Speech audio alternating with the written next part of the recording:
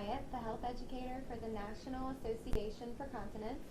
I'm here with Dr. Eric Rovner, professor of urology at the Medical University of South Carolina, and we're talking about frequency of urination and overactive bladder.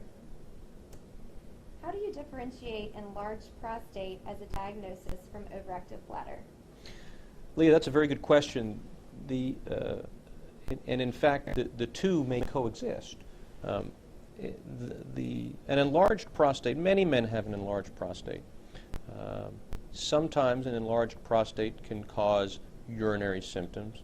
Oftentimes you can have an enlarged prostate and it won't result in any urinary symptoms.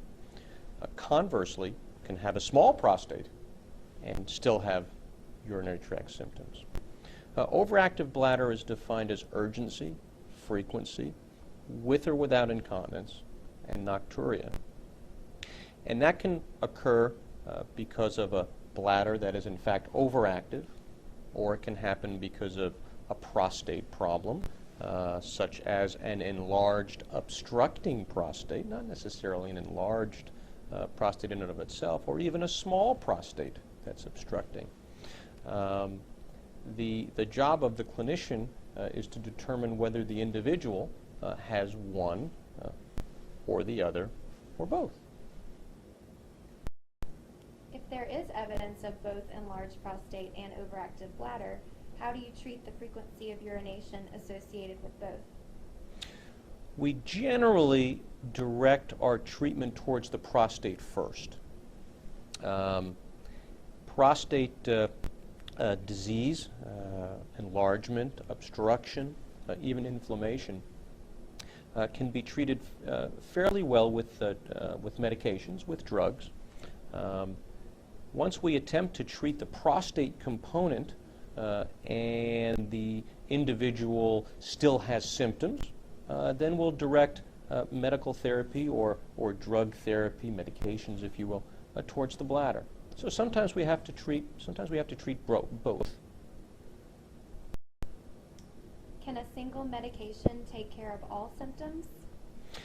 Yes, sometimes, in fact oftentimes, I'd say about 60 or 70% of the time, in a male who has lower urinary tract symptoms, once we direct treatment towards the prostate, that is, we try to shrink the prostate, or sometimes we try to relax the muscles around the prostate, again with medications, the bladder symptoms seem to take care of themselves.